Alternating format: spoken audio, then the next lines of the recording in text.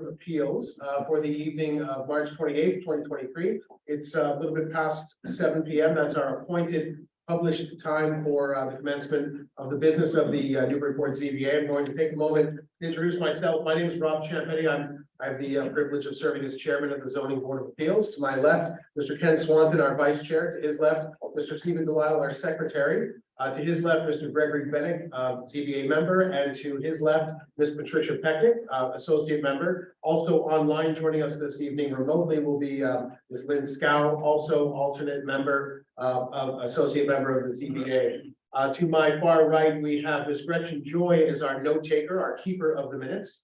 And to her left, Ms. Caitlin Sullivan, our city planner, and to my immediate right, Mr. Andy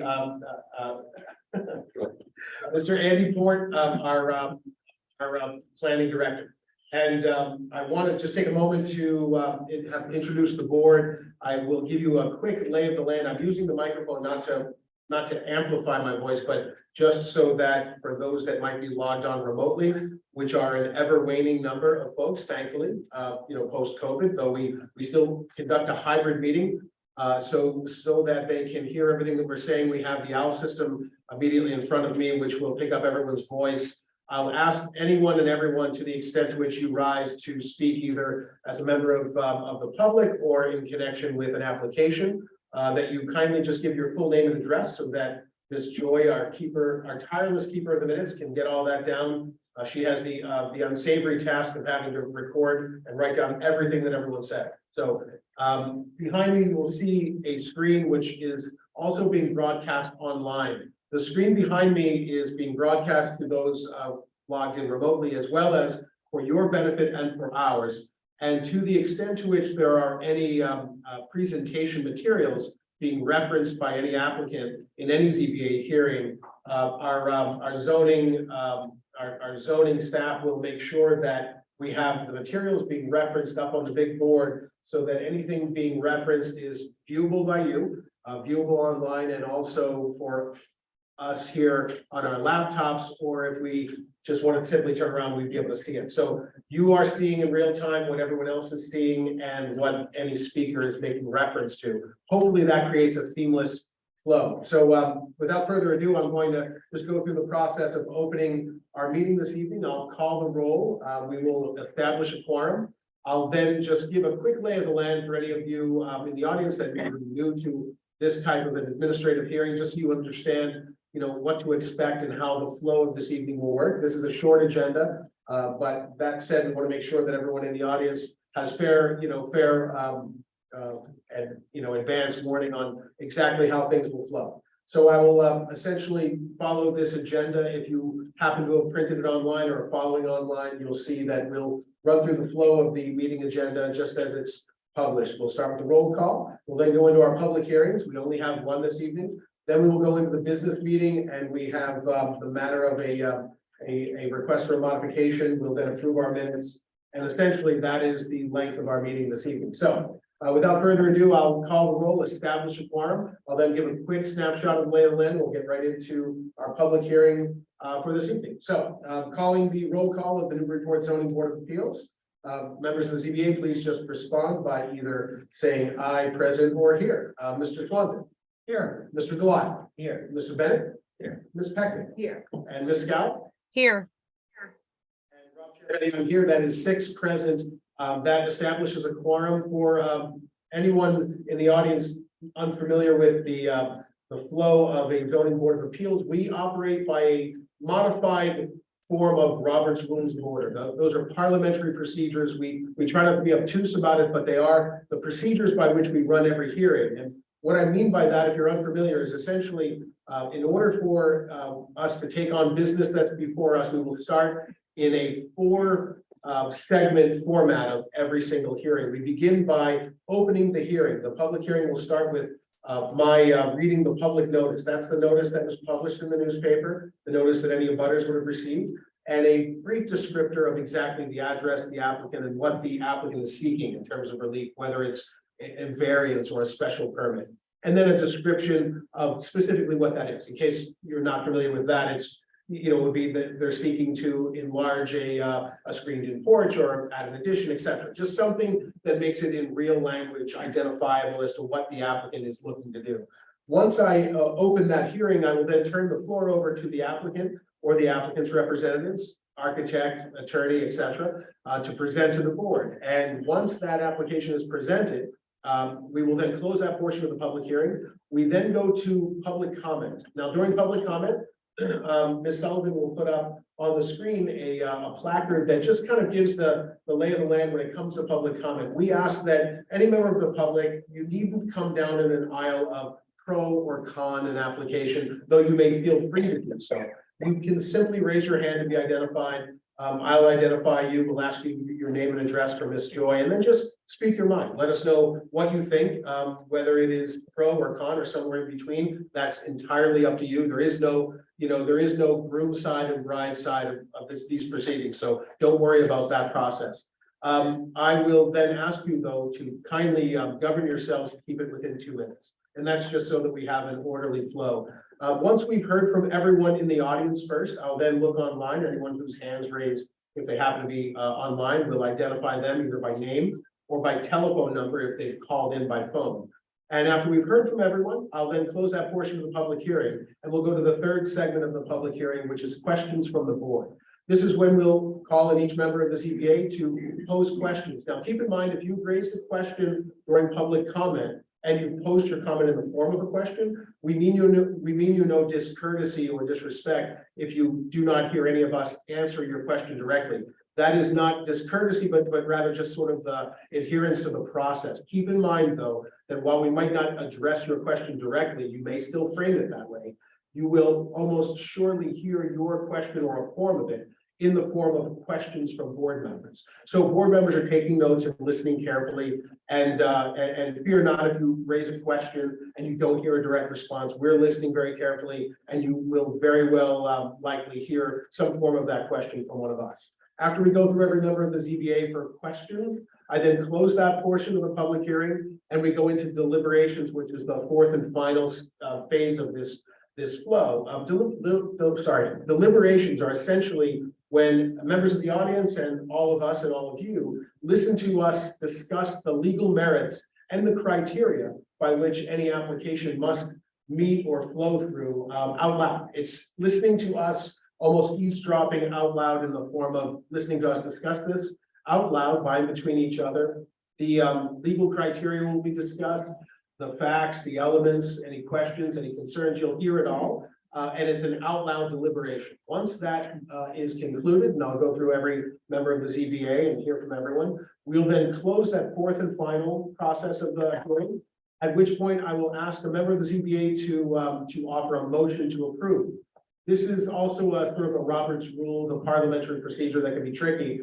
It's only a motion to approve in the form. It doesn't mean that member of the ZBA intends to support it or supports it. It's merely a mechanism in the affirmative to say that they will put this question on the floor for a vote, and it's offered in the affirmative. So it's offered in the form of a motion to approve. Does not mean that member of the ZBA intends to support it or approve it. It's merely procedural. So once the motion is made and seconded, I'll then call the roll. In order for an application to prevail, it must be met with at least 4 votes in the affirmative. So 4 out of the 5 voting members. And there are 6 members this evening. The 5 voting members for purposes of our procedure are myself, Mr. Swanton, Mr. Delisle, Mr. Bennett, and Ms. Peckman. And Ms. Scow, who's online, is an alternate in case there's any conflict. So of the 5 voting members, 4 must vote in the affirmative for the motion to carry and for the application to be approved. That's essentially the lay of the land. And so without any further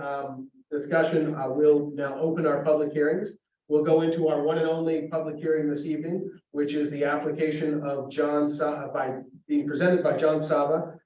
It is the applicant address of 9 Chapel Street. This is a special permit for non-conformities. The applicant is seeking all necessary permits and approvals to construct an addition greater than 500 square feet on a non-conforming lot. And with that, may we hear from the applicant, Mr. Sava.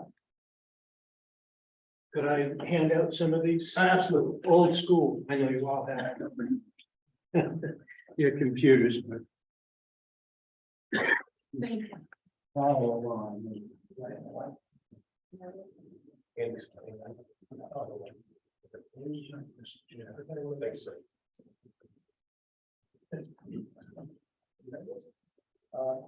John, do you have another? Is that the same materials you've already given to the board? Yes, Okay, thank you. it's just So to we have this. follow along. Okay, great.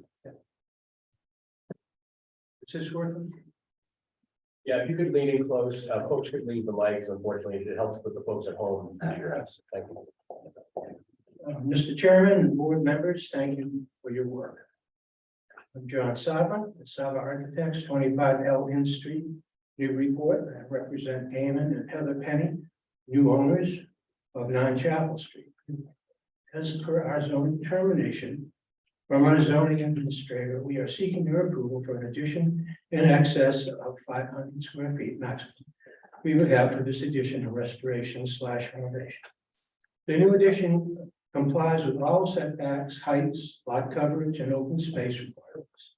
Our original submission had a 24 front setback that we changed to 25 feet as seen in Jennifer's latest zoning determination. In an effort to make one less issue you would have to deal with. It does not affect our plan. We've been in contact with DPS and they have visited the site and determined the sidewalk is in good condition. But a tree needs to come down, that would need to be replaced. The Pennies, of course, have no problem with this as they will be doing extensive planting on the street side. Curb cuts will be coordinated with DPS also. The massing of the original house, the connector and the garage were done to create a small courtyard entry. And the heights of these additions are less than the original house with respect to the scale and the grouping of these elements. We received approval from the Historical Commission last Thursday and look to your board for approval to enable us to proceed. We feel this house is in harmony with the neighborhood and the street vernacular. It is closer than 25 feet, but in driving through the neighborhood today, all the houses seem to be closer than 25 feet. The new addition is back 25 and also sort of in case the construction and stockpiling materials, it should be probably off the site. So if there are any questions, I'd be more than happy to answer. Okay, thank you, Mr. Saba. And with that, was there anything else you wanted to present before we close? Well, we have on the board, the elevation that would be facing the street. You know, it's a two-dimensional drawing, so it doesn't show what's really happening there. I think the last photo of the rendering, I think shows the flavor of the house, and it looks like the garage is closer than it is, but that's just the rendering. It's actually set back quite a distance. The heights, as I said before, the roof heights, we've always tried to keep the additions lower than the main house, but just respecting that vintage. Sidewalk in good shape. Tree that you see on the side might have to come down. Yeah, it does hopefully what we're hoping to do for the street. I think it's gonna add to it.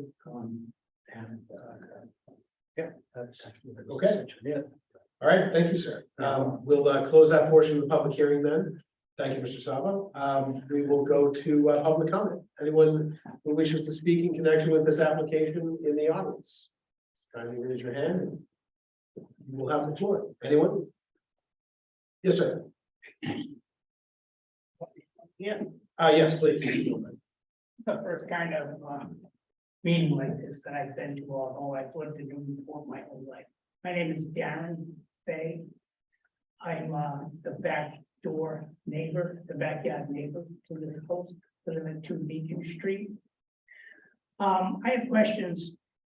I was at the I was on Zoom with the meeting last week for delay of demolition and things like that.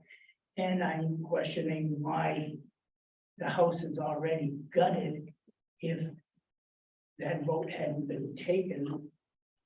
I also have questions about lead paint and how that was handled. I have grandchildren and children, and the dust would blow into my yard, and I don't know that it was even taken care of, or it was never brought up. I don't know if I can speak about landscaping and fencing and things like that. You're welcome to whatever comments you wish to share. For the last 25 years, I've stared at a fence that goes across the back of this property. Most people would think the fence is inside out. As I look at not the pretty side of the fence and all its repairs. It looks ugly. I have the neighbors, they also do the same thing. So I was hoping that the new owner would correct those things. But I am concerned about the lead paint and how it was taken care of. Okay, was there anything else, sir? No, I think that's it. Very good. And just so I've got sort of three principal points so that I can have my notes correct and we all can. Question about house being gutted, lead paint, and then the fence.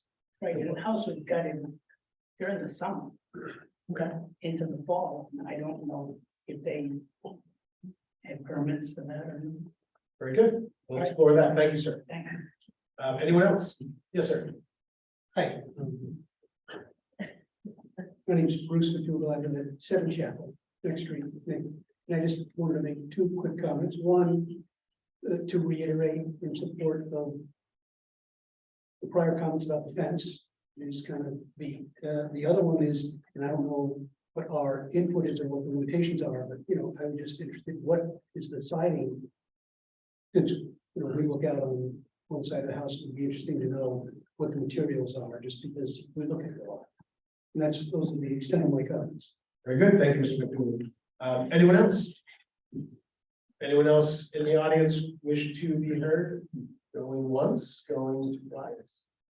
If someone comes up with a comment while I go to online, certainly we'll hear from you. Just be sure to raise your hand. Online, anyone among the attendees? Seeing no hands. I'll do one last pass in the audience. Seeing no hands, we will close the public comment portion of the public hearing and go to questions from the board. We'll begin, Mr. Swamp. Yeah, is this mic work? You hear me? Yep, we do. Okay, well, we'll start with some of the questions that just came up. The siding materials, I think in your plans you say clapboards. Can you talk about the material itself? Sure, should I go up there? Yes. Okay. Yes, the siding is presently vinyl siding, very popular back, and that's all coming off, as well as the old siding behind it, which was clapboards, and they're in pretty bad shape. They're pine clapboards. So we'll be putting brand new cementitious clapboard. That's Like like a hardy plank, very durable and color fast.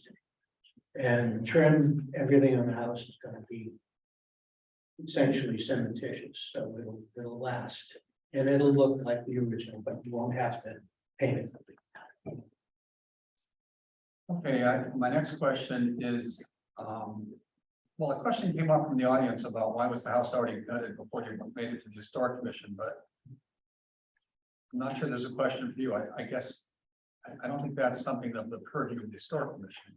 I don't know if I should. Well, I can answer it. Let's go ahead. Do you want me to answer? Yeah, go ahead. Yeah, we received permits for the demo. And nothing on the exterior. The interior demo was done for really sort of exploratory surgery. Where we uncovered some things that were necessary for the design process. Because that is not really under the purview of the historic commission, or is that? We were not asked about it during. You got a permit from the building department. Yeah, I mean, it's the building process. We went through all the channels with the building inspector and received all the permits, getting rid of the debris. There's a certain way it has to happen, whether there's lead, I didn't see any lead. While we're on this, would you like to address the question about lead paint? Yes, we didn't, did we get any lead paint? There was no lead paint on that process because the house in 1970 got completely redone. Oh, You know, it got, all the windows were shortened. Vinyl was put on. A number of things were done to the house. even the interior doors, interior baseboards, everything? Yeah, they were all redone, and so back then, So everything was from the 1970s. we didn't have lead There paint. was no lead paint remediation needed. That's documented if you'd like to see. Okay.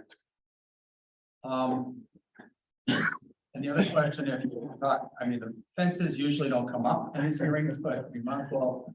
I'm just I'm curious how sure you that- respond to the question. The pennies will be putting new fencing in. And which way will you be facing the fence? And the good side will be to the neighbors, right? Isn't that the way it's supposed to happen? Thank you for answering those questions. You're welcome. I have a question of my own. Yeah. Which is, I think I recall from the assessor's records, the existing living area was 1,650, somewhere around there, square feet, 17. 17, okay, 17 something. I think so. What is being constructed here? Where will it wind up? How many square feet will this building be? Because we're trying to get 24.9% of 7,217. So, yeah. You're talking about the I footprint. might have it, yeah. I was really asking, The total square footage might be about 2,700. that's all, both floors, Yeah, 27. that's also above the garage. Is it master bedroom? Right, there's 4 bedrooms now upstairs, I noticed. Yeah, and then the connector, Right, and then below it. I think so the living area would be going from 1,700 to 2,700. Right, Okay. essentially. All right, I don't have any other questions, thank you. You're welcome. All right, thank you, Mr. Swanton, Mr. Gillette. Thank you, Mr. Sun. You might want to stay up the, well, maybe not. Stay up there, okay? Yeah, that would be good. Yeah, if you want to stay at the podium, I think you might have some additional. Thank you, Mr. Chairman. Mr. Saba, just a couple of quick questions. I think Mr. Swanton got to a lot of the outstanding inquiries. With regard to the difference between the rendering and the plans, what's going to be constructed? Is it going to look like the rendering, or is it going to look like the plans? It'll look just like the rendering, and the plan should look just like the rendering. Well, I mean, they do, but they look a little bit different in that the garage doors shown on the plan don't have windows. They don't, we don't know Oh, what I see. material they're made out of. I see. Yeah, we haven't really gone over that as far as the working drawings are concerned. The historical commission saw the same one, so if we have to put the windows in, then we will, In the garage door? in the garage door. Yeah, that's the plan. Yeah, that's what the garage door, I'm sorry. Yeah, I prefer not to put them in. It was the renderers sort of. Well, yeah, that's sort of my question is, we see these renderings all the time, and then, Yeah. 6 months later or 9 months later, you go by the place and it doesn't look anything like the rendering. Yeah, So well, I don't know, I don't know what we're supposed to be, when we're looking at these things, how we're supposed to interpret this what looks like a very pleasant looking structure, if that's what is going to be built or not. Well, things happen in job sites, but I really have to say that when the construction drawings get to the building department, whether they have glass in the garage doors or not, it's really the massing of the project that we're concerned about. And good for you for noticing that, but the historical commission didn't. And I think that the glass probably adds a little bit more to the quaintness, if you would, maybe blending. Right, because it's together. one of the things you note in your cover letter is that your proposal sort of meshes nicely with the neighborhood. So, I mean, that's the quaintness as you term you use. you know, that's a quaint little neighborhood, right? So that's, I'm just curious, you know, as to whether what is going to be built is what looks nice in the drawing or looks sort of more, I don't know, industrial on the plan. I think that's the only thing. Yeah, so, and the, that sort of, the entranceway, that's a door flanked by two windows, and it looks like it's shown as wood in this drawing. Yeah, Is that what- they will, Yeah, as will be the garage doors. okay, yeah, all right, very good. That's it for me. Sorry, if I could, through the chair, I just want to supplement the comment, that you just made, and John, this for you, not just for this application, but maybe for others too. I think one of the issues that was just pointed out here is looking for consistency with the materials that are submitted, in terms of drawings, the renderings and so forth, because So, it may actually be substantive to the board's approval, whether or not they're approving, with windows or without. So knowing definitively what is proposed, whether that's the drawing sheet or the rendering that's intended to illustrate what that looks like, you know, 3 dimensions, that needs to be clear. Thank you. All right, thank you, Andy. Mr. Bennett. I have a question. Mr. Beck. Yes, okay, so Mr. McDougal's on which side of the house, the right? We're to the left, You're on the left, okay. facing the house, where the house is going. Oh, okay, because I was okay, the right side setback is changing pretty dramatically from 51 to 21, okay. And you had said it's really the massing of the project that you're worried about, and me too, kind of. So Mr. Swan had asked about the square feet of living area, 17 to 27. With the garage, which is not living area, what's the square footage total? With the garage? Which is well. Let's see if I have this here. Because on the site plan, it really looks like it's more than doubling Well, the mass. the footprint is 1801. It's adding 1801, okay. thank you. 1801 is the footprint. Okay. And then I guess I'll ask, you know, many nearby houses have additions in the rear, which doesn't affect the streetscape, and there appears to be sufficient lot size for that. I do notice that you already went back a foot to set the garage.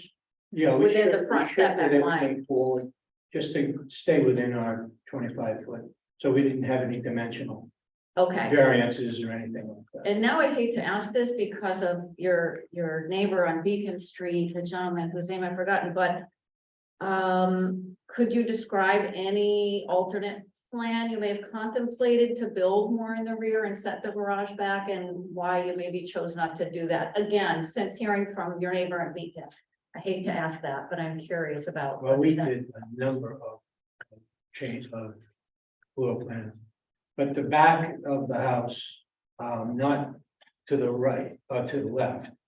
To the left is your, directly behind, which is your, right?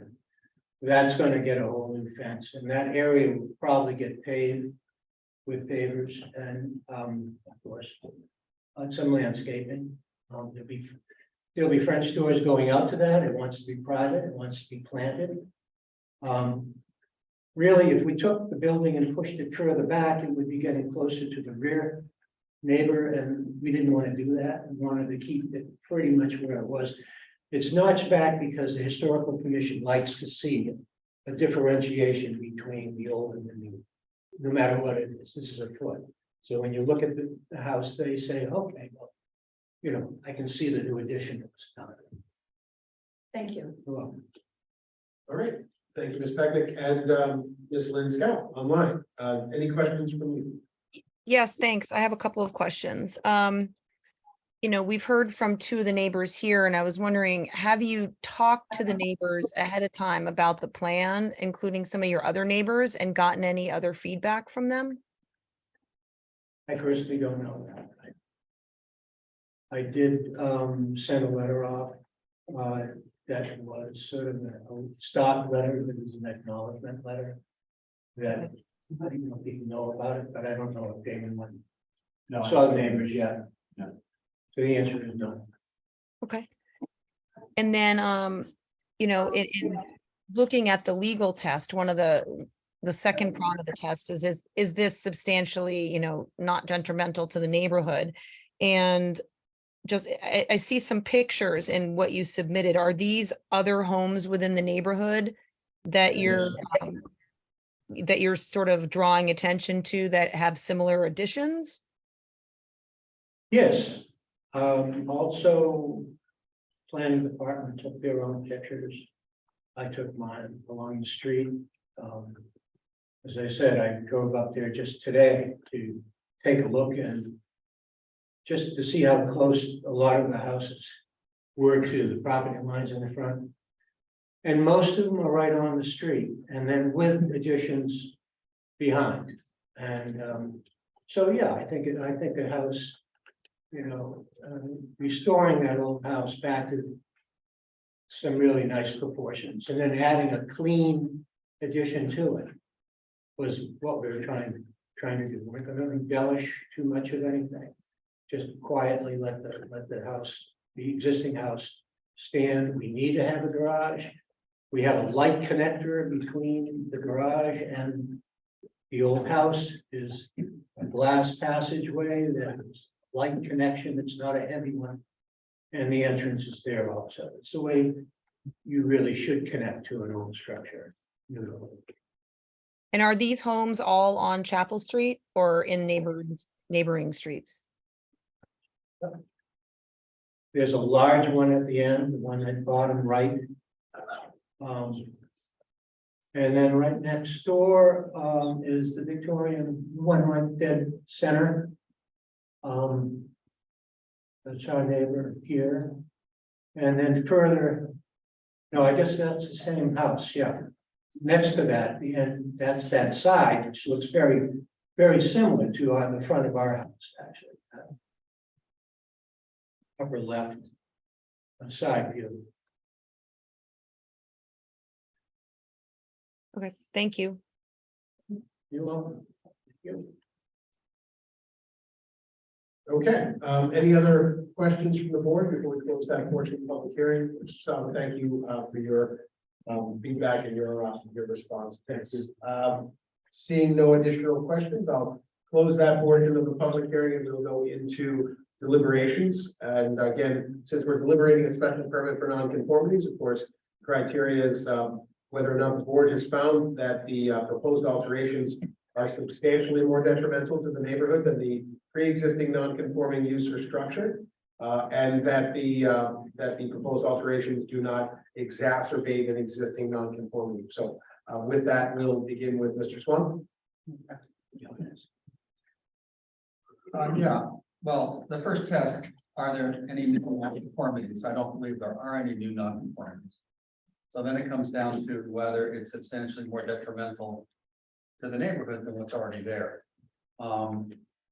And, you know, the way I look at this is it's a big addition, but it's on a big lot. And it has healthy setbacks all around it. It's in the middle of a lot. It's kind of up on a hill there. And as you walk around the neighborhood, there's, as been pointed out, there's quite a few other houses that have similar appendages coming out.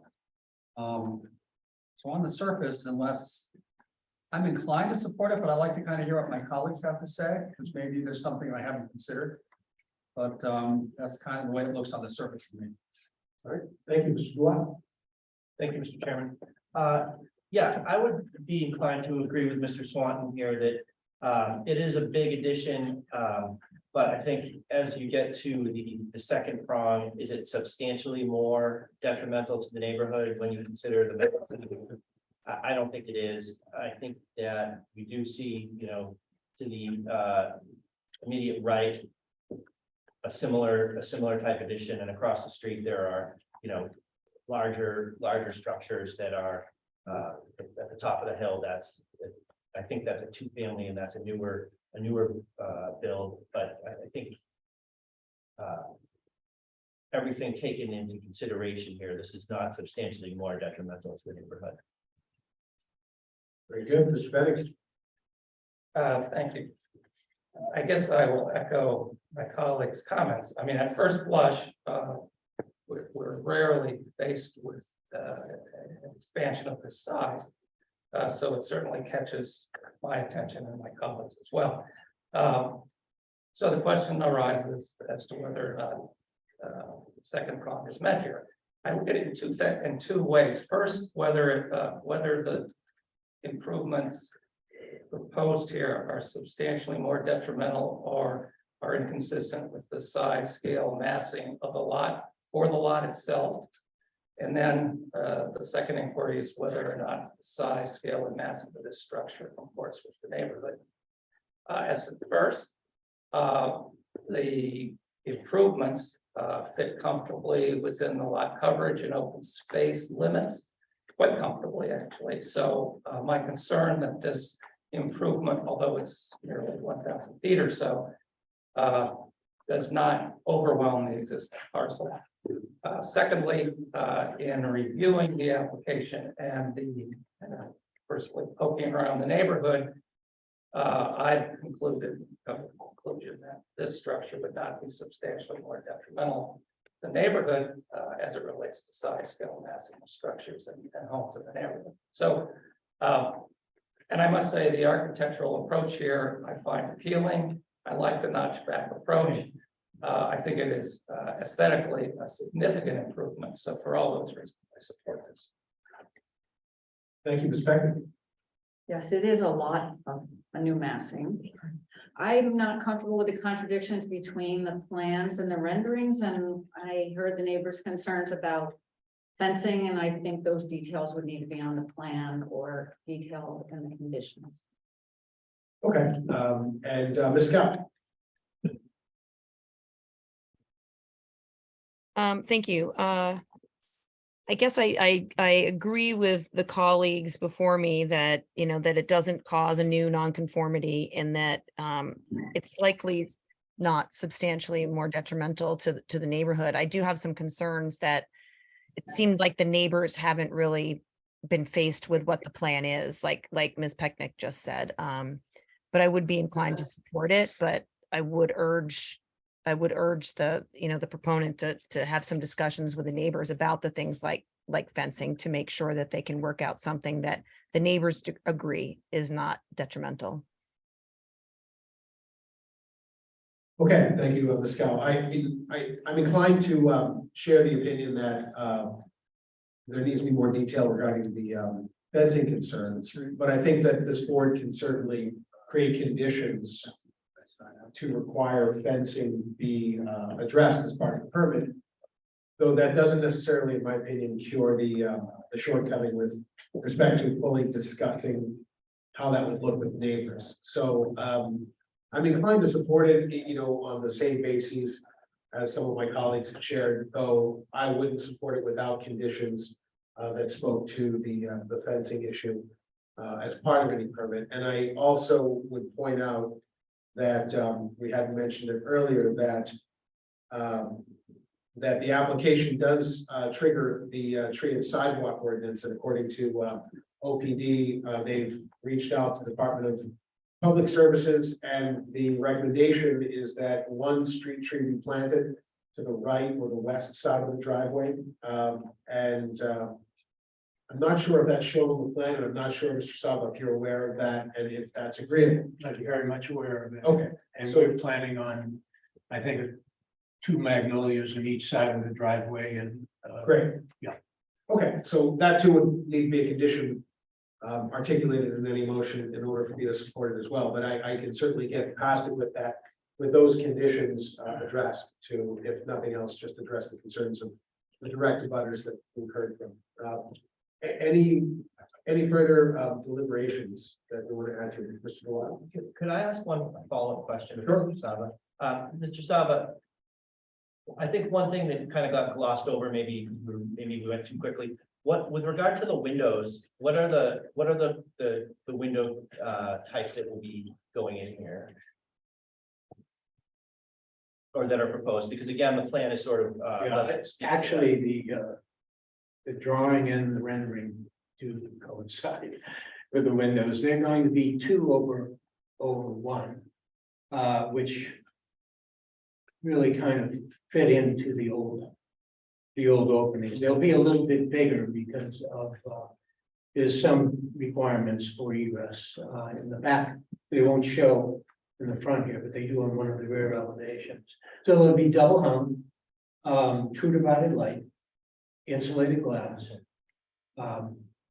white exterior, and probably a wood interior. So John, may not be in white. Maybe, what's that? The darker color exterior. The dark, oh, I'm sorry, got it. You're absolutely right. Which is pretty popular now, but it happens to look very nice, but they're gonna be black trim Understood. outside. Great, okay. Thank you very much for that. Any further deliberation? Okay, hearing none, I will close that portion of the public hearing. Let me ask members of the CBA, are members inclined to want to take a passive motion with conditions, or is there additional information that members wish to hear from or see before you'd be inclined to do that? I see heads being nodded in the affirmative, Mr. Swanton. So I guess if there is a motion, I'll just ask for a motion with a strike in conditions. See where that goes. Let me think that. All right. I'd like to make a motion to approve the special permit for nonconformities for 9 Chapel Street, which is number 23-4. With several special conditions. One, that the applicant shall install 1 street tree as. 2, that as shown in the rendering, the garage will have windows and there'll be wood colored garage doors and the primary door on the facing windows.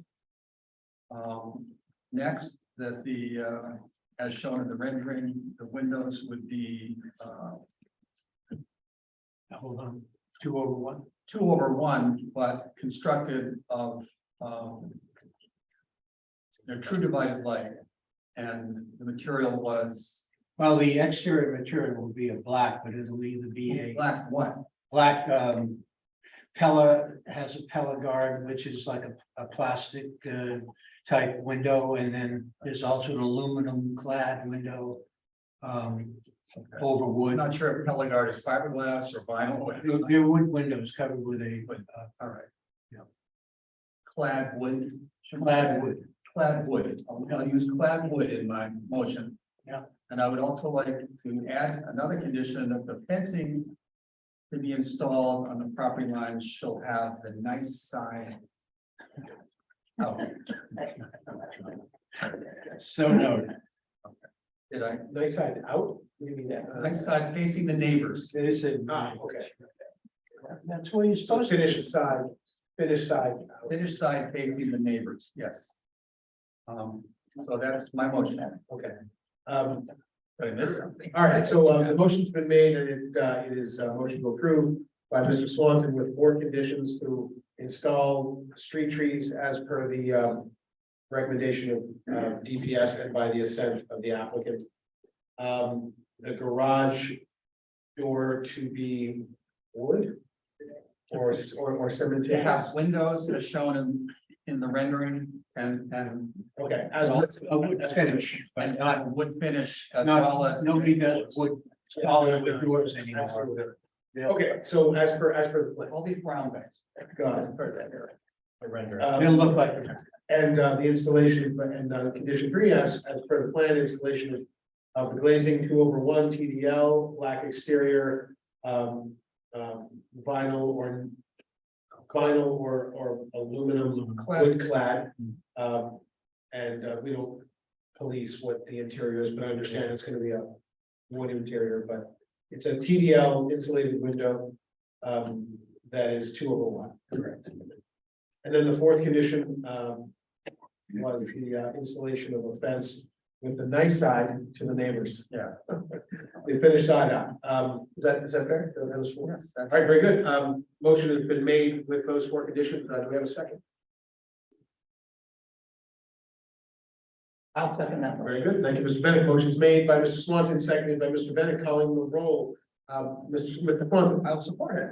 Mr. Delisle. Yes. Mr. Bennett. Yes. Ms. Pecknick. Yes, Rob Champetti, I vote yes, that's 5 in the affirmative, the ayes have it, motion carries, the application is approved with those conditions. Thank you. And thank you very much for your time, and thank you, members of the audience, for your time and comments contributing to the application, so thank you. Okay, so that is our one and only public hearing this evening. So we will close the public hearing section and go into the business meeting. We have one substantive matter on our agenda this evening, which is a request for a minor modification on 1 Street. And it pertains to the mobile station at the bottom of Kent Street and Merrimack Street with respect to lighting and acrylic numbers and coloring. And so before we hear from, who's here to speak on behalf of the applicant, sir? What your name?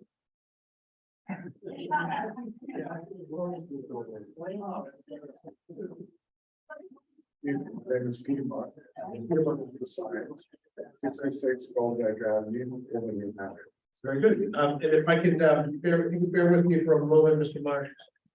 Question for the ZBA. Before we delve into this, it's incumbent upon us to make a threshold determination as to whether the proposed matter before us for this business meeting, which is described by the applicant and requested as a minor modification, means with our assent and our approval that it's in fact minor. And by minor, I mean that the changes are de minimis, or at least not sufficiently substantial to warrant a full public hearing with a full notice to all abutters, but rather they're ministerial or cosmetic or minor in our estimation, whatever that might mean to each of you. So before we undertake to hear from Mr. Marsh in the application, let me just sort of poll the collective us and see if we agree that it's minor. If it is, then we can proceed.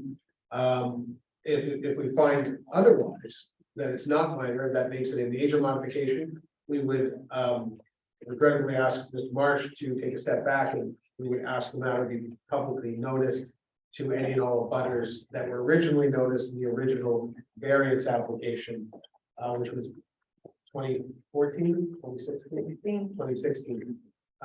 So let me start, respecting. What are your thoughts? yes, I don't consider it a minor modification. There are no pole signs with this kind of digital display lettering in anywhere Newburyport except along the purely commercial strip of Story Avenue, including at the gas station. Okay. High and Merrimack. I think it's a major modification. Signage. Okay, Mr. Bennett, I agree, particularly given the public interest in this. very good. Mr. Black, I agree also. thank you, Mr. Swan. As do I. Ms. Scout? I agree. I think it's a major modification. Okay, I have to share the sentiment of my colleagues, Mr. Marsh. I feel too that, and I think I have the sole privilege of having been on the board both in 2016 as well as the previous application many years earlier. I actually incredibly remember this discussion then, and I remember we toiled long and hard over things as maybe some might argue minor, but many argued otherwise. Things like the shape and context of the digits, the coloring of the acrylic digits, even though they weren't internally illuminated. I remember, because it's such a cohesive and close-knit neighborhood, there was great neighborhood interest. And I think that out of respect for that, if nothing else, just out of my personal memory, that we ought to give it the same merit and attention that we gave the original. There really isn't anything more substantive than, I mean, every part of any sign application is by itself, you know, the most important, least important thing, right? So every single thing is the most important, least important thing when it comes to freestanding signs, especially. So I would feel that the board's sentiment it sounds unanimously is that we will ask you with respect to kindly indulge us and we'll ask the matter to be taken back with full notice so that any and all abutters can have a full opportunity to come and be heard. Quick show of hands, anyone in the audience here to speak in connection with that? Okay. It seems most of the remaining room, so folks, with your courtesy and our apologies, it appears we won't get this business done this evening, but I think in the spirit of a aspirational best alternative, we want to have everyone else who might not have heard of this have an opportunity to be heard as well. So I'll extend my apologies on behalf of us and the fact that you come out this evening, and Mr. Marsh the same. Would you indulge a request for a continuance, and how should we undertake to do that, Caitlin? Should we simply give a new date? Well, it'd be a new filing, so I think it'd be dependent on the applicant Okay. file, so we would be able to schedule per se, but the applicant would need to So- file an application that we can confirm a date. Okay, so then we'll, as a board, we'll take no action with either prejudice or no prejudice on this application for a minor modification. The board will, I'll take a vote just so we can sort of consummate it for the record on whether the board, finds it minor or major, and then we will ask you to refile and speak with the members of the planning office. Again, my apologies, but yes, did you want to say something? Mr. Chairman, can I ask board one question? Of course. If we were to eliminate the LED prices and change the lighting to include just that top shroud, would that change the opinion of the board? In other words, if we went back to manual prices and we put that light shroud over the sign, which in and of itself is a better, more beneficial lighting method than the existing lighting. I certainly respect the request. I won't speak for my colleagues just yet, but I'll ask them to opine on this. But I think that any tinkering with the application, given its sensitivity, is likely, at least I'll speak for myself. Any tinkering with the application for me feels like it's worthy of that same full view. But I'll hold the board just so that you can hear it from them, and we'll see where that lands. Perspective. So, yeah, a public hearing seems appropriate. Okay, Mr. Bennett. I appreciate the observations. I think a more robust discussion. Thank you. Mr. Blau. Yeah, I would agree with Mr. Benick. I do appreciate the offer to take out the LED lights from the LED numbers from the light, but I do think that we do need to have a fair discussion on this. Mr. Swanton. I think this proposal definitely needs public input, but I want to point out that it's not just the lighting of the price. It's also, you're talking about a canopy over there, as it says on the plan here, 50-foot canvas at 100 feet. That is a very bright light for what is primarily a residential district. So you have several issues here. And I would certainly be in favor of a public hearing to review them all. But I think if you drop back to something that was like what's there now, correct me if I'm wrong, planning department, but you may find the planning department, the zoning enforcement, they just say it's fine. What I mean, it may not come to us if you're not asking for so much. You're asking for two big things here. And it's, I don't know, I just think the planning department might want to chime in. Ms. Scott. Thank you. Yeah, I agree with the comments of my colleagues. I think that, Ken just said it very well, that it's a big light in the middle of a residential district, and everyone should have an opportunity to comment on that. I can't say, the planning director, I can't say that I disagree with that assessment, given the nature of the location of the sign. However, primarily this was triggered partly by the internal illumination factor of it, but as noted, that canopy piece right there and the adjustment for lighting is a change from the prior sign. So while changing the name of the business on the sign is something you can do, making these other design stylistic changes to the sign itself is something that is still something the board will do. So we can take a look at something, but it may still be something that is triggering out like we're going to do. Yeah, and I would want to give you as much, thank you, Mr. Port. I would want to offer as much takeaway input as possible so that you don't leave with a shroud of what did they really want to hear or see.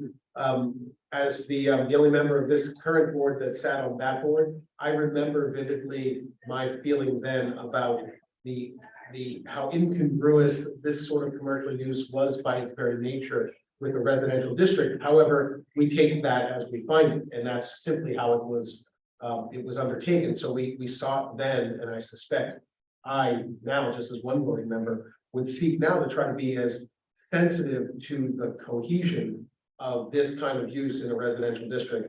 I would ask you, when you come back before us, be prepared to provide us with some detail with respect to any proposed lighting, whether it's gooseneck lighting, which was the original, whether it's incandescent or LED. And if it's LED, we'll ask you to kindly offer us some of the detail with respect to its temperature Kelvin. There is a great deal of understanding even among the lay people with respect to what that means in softness. And I think that is important for many members of the public and many of the abutters to get a feeling for how that lighting will feel and look against the backdrop of other ambient lighting. And so all of those details are at least important to me. I suspect that's probably shared by many of my colleagues, though it sounds like many of them had spoken as much to that. But I'm going to give you just that detailed takeaway so that when you come back, it's if little guesswork is possible as to what we would be looking for to give this our fair view. And so with that, I'll take a quick vote. Do we have a members of the CBA? We'll just need a motion to determine the modification minor on 1 Kent Street. Then we'll take a poll vote on whether yea or nay, whether we find it to be a minor modification as applied. So I'll just ask for a motion framed that way, because that's how the applicant applied for it. Well, I can certainly make that. I'll make a motion to consider the request minor and approve the request for minor modification to the variance for 1 Kent Street. Very good. Motion made by Mr. Swanton. Do we have a second? I'll second that. Mr. Delisle, second. Motion's made and seconded, made by Mr. Swanton, then seconded by Mr. Delisle to find the request to be a minor modification of 1 Kent Street. Calling the roll. Mr. Swanton. No. Mr. Delisle. No. Mr. Bennett. No. Ms. Peck. No, Ms. Scout. Sorry, no. Rob Chip, and I both know that's 6 in the negative of the motion fails and does not carry. Of course, we do that, but we'll look forward to seeing you come back before us, Mr. Marshall. Thank you for your time. Thank you.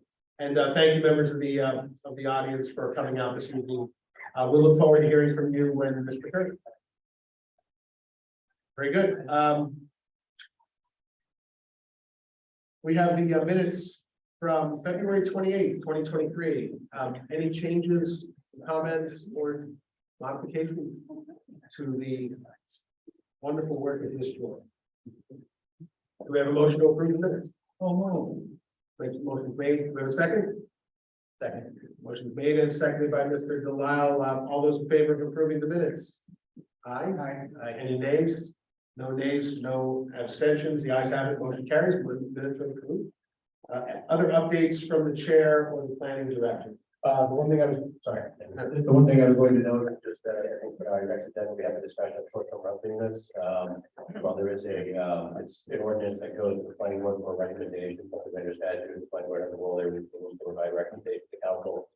Maybe even the board as well, given that we would serve in some capacity as far as granting authority in some limited instances. So I know that Kennedy has expressed an interest in this, and maybe others might be interested in discussing both before the council adopts, if there's any aspect that you wanted to chime in on, in addition to all the other stakeholders that have done so, will do so in the coming weeks. But just wanted to mention that one right there. yeah, can I just add one thing? I mean, I guess the planning board's having a hearing on this with the city council subcommittee that deals with these issues. A joint meeting on April 14th. And we happen to have a meeting on April 11th. And I just thought it might be timely if we want to chime in, because this proposal is a little different than the last one in that we have a bigger role than was anticipated. They're coming up with the concept of investor-owned short-term rental units. And if they'd be allowed by special permit in the R3 district and the business districts, and the special permit, we'd be the special permit granting authority, so we'd get back in business basically of granting short-term rental unit special permits for investor-owned buildings if this goes through.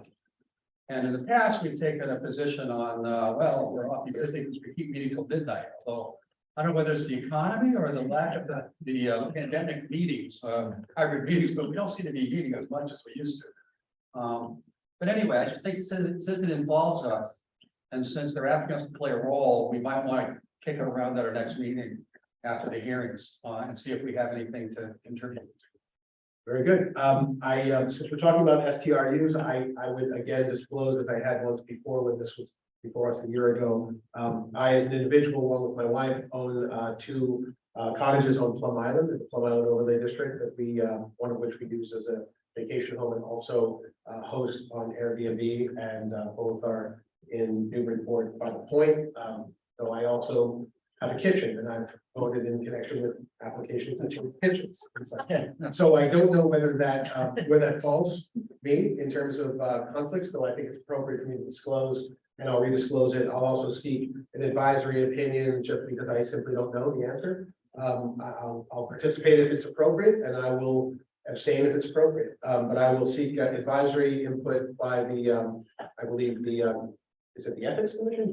Who would I reach out to in the Commonwealth when it comes to conflicts of interest? And such? That's right, yeah, Yeah. this commission. I know they have advisory input for we lowly, for we lowly appointees, so as to be well on the right and righteous side of the line. I'll certainly look to do that, and I'll fill you in on what I find out.